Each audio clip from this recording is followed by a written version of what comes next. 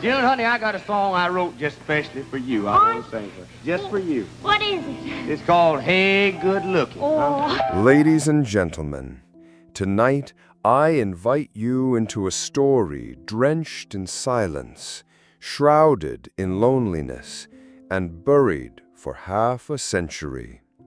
A story not found in history books, not sung in his lyrics, and never told until now. For over 50 years, the world believed we knew how the life of Hank Williams ended. A lonely New Year's morning in the back seat of a powder blue Cadillac, a vial of morphine, a heart that stopped too soon, and a legend etched in marble. But what if that wasn't the end? What if, hidden in the dust of time, existed one final message, a letter, a confession, a goodbye never spoken aloud? In 2003, a locked cedar box was unearthed from the attic of a Mississippi farmhouse once owned by Hank's grandmother. Inside was a yellowed envelope, creased at the edges, sealed, but never mailed. The handwriting, unequivocally his. The contents, so raw, so revealing, that some believed it should never be read. Tonight, for the first time, we opened that envelope, and we ask, who was Hank Williams really speaking to in those final lines? And why did he never send the letter that might have changed everything? Hiram Hank Williams was born into hardship on September 17, 1923, in Mount Olive, Alabama. A boy of the Deep South, raised on gospel hymns and back porch blues, Hank didn't just grow up listening to country music, he grew up aching with it in his bones. By the time he was a teenager, he was already performing on street corners, his voice carrying the kind of sorrow that only old souls know. Ladies and gentlemen, the rise of Hank Williams was not merely a success story. It was a cultural phenomenon. In an era when America was trying to rebuild after war and recession, Hank's music gave voice to pain, loss, betrayal, and most of all, longing.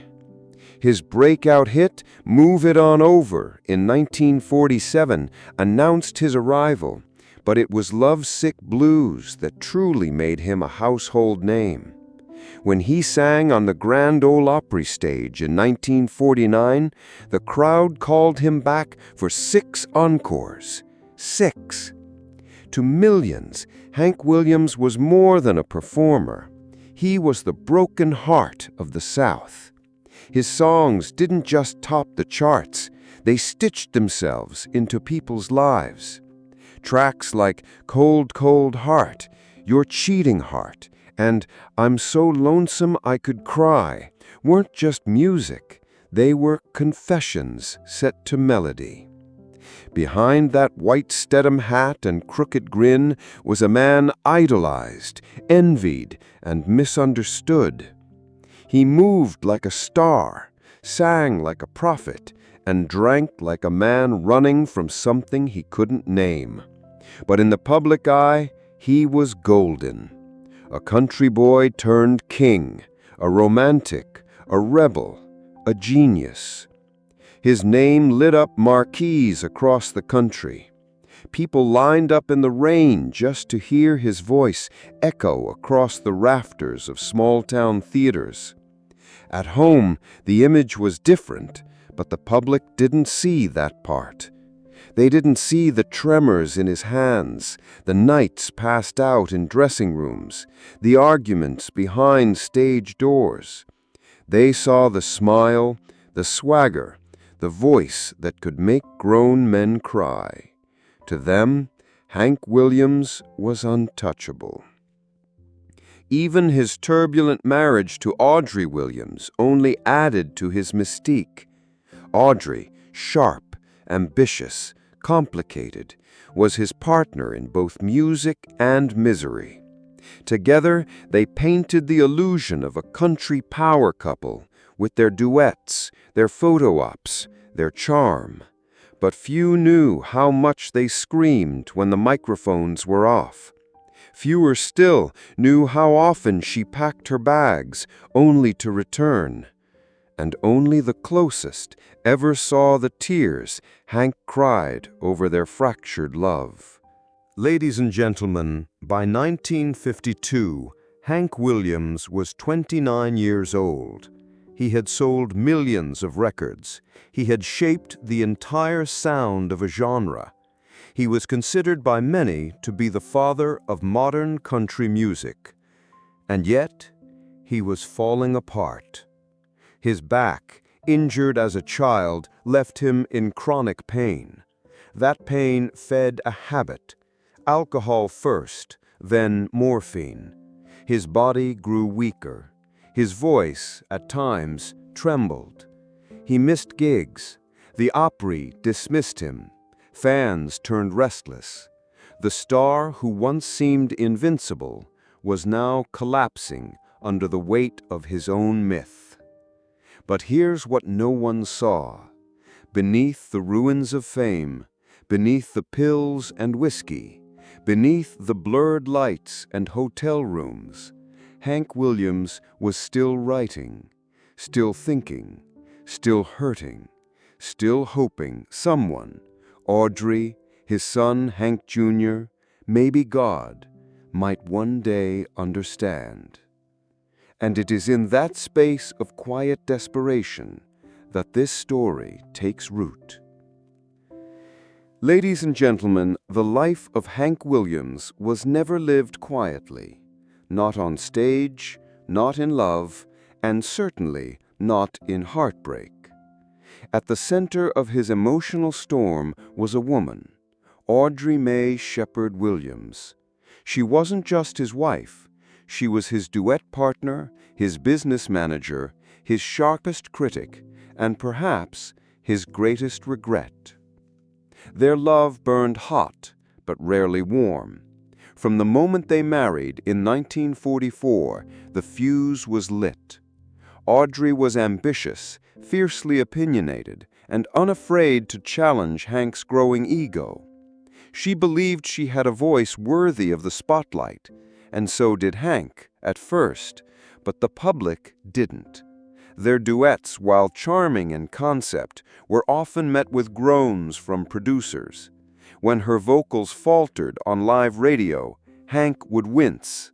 And when his drinking worsened, Audrey would lash out, sometimes with words, sometimes with silence. They divorced in 1952, but that wasn't the end.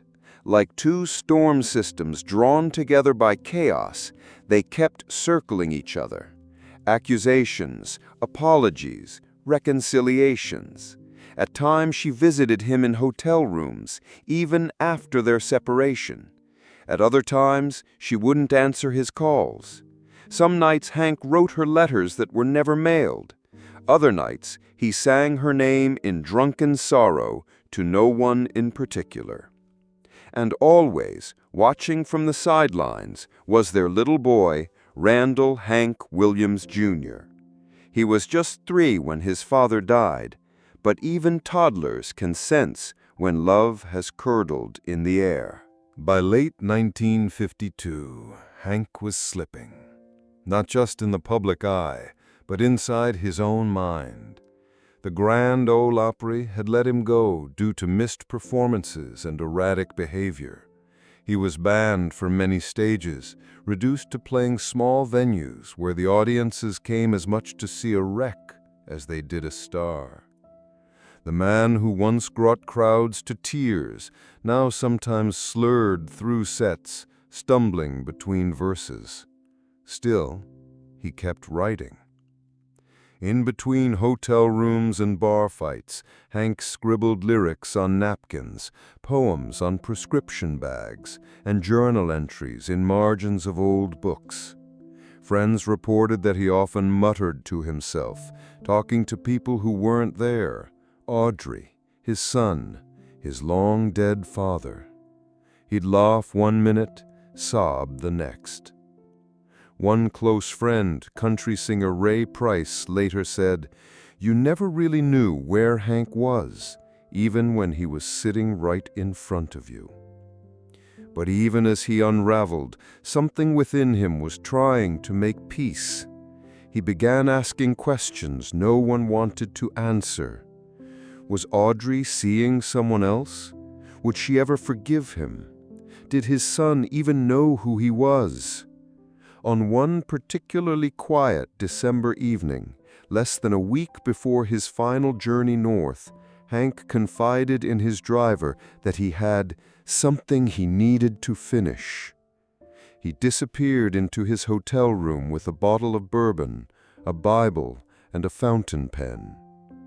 When the sun rose, the driver found Hank asleep, face down on a notebook. The page beneath him was damp, not from alcohol, but tears. That notebook, ladies and gentlemen, would later be lost in the shuffle of time, until, decades later, it was rediscovered inside a box marked simply, "For Audrey, do not send." What was inside that letter? Was it love? Was it rage? A plea? A confession? Or was it the last desperate attempt of a man who knew he wouldn't make it to New Year's Day? The letter, that faded, tear-stained relic, did not surface publicly until 2003. It was found by accident, tucked inside a cedar box in the attic of a weather-worn farmhouse in Franklin County, Mississippi. The house had once belonged to Hank's maternal grandmother. It had passed through the hands of relatives, caretakers, and renters, until one day, a contractor restoring the attic insulation opened the box out of idle curiosity. Inside were yellowed photos, a pocket Bible, a broken guitar string, and one envelope, cream-colored, sealed, and unmarked except for the single line on the back, "For Audrey, do not send." The handwriting was unmistakable. The family turned it over to a private Hank Williams archive collector who confirmed the ink, the paper, and the phrasing matched other letters written by Hank in his final year. But what stopped everyone cold were the contents. No lawyer ever confirmed its legality. No museum ever put it on display. But those who read it, including one close friend of the family, agreed to share fragments under condition of anonymity. And here, ladies and gentlemen, are a few lines that chilled those who read them. "I sang to rooms full of people and never felt more alone.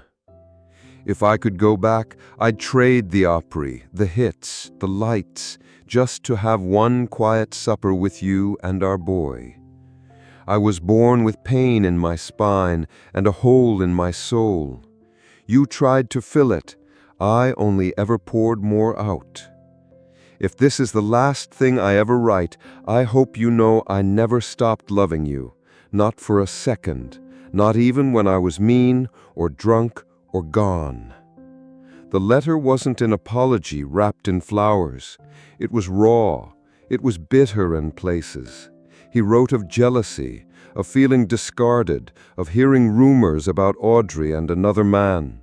He spoke of pills prescribed too freely, of radio executives who used him and tossed him aside, and at one point, in a line that bled pain, "They loved Hank Williams. Nobody ever asked how Hiram was doing." It was in this letter, some believe, that Hank was no longer the performer, the showman, the myth. He was just a man, 29 years old, in constant physical agony, haunted by failure, abandoned by the stage that once made him shine. But what haunts the most is that he never sent it. No stamp, no address, no intention to be read. It was tucked away, not discarded, but hidden, as if he couldn't bring himself to break Audrey's heart again, or as if he feared what she'd say in return. By the time of its discovery, Audrey had been dead nearly 3 decades. Hank Jr. had become a star in his own right, carving a path that both honored and rebelled against the shadow of his father. He never publicly acknowledged the letter, but not long after it was found, he opened one of his concerts with the Hank Williams classic, "I'm So Lonesome I Could Cry," a song he hadn't performed in over 20 years. The audience that night said he wept while singing the last verse.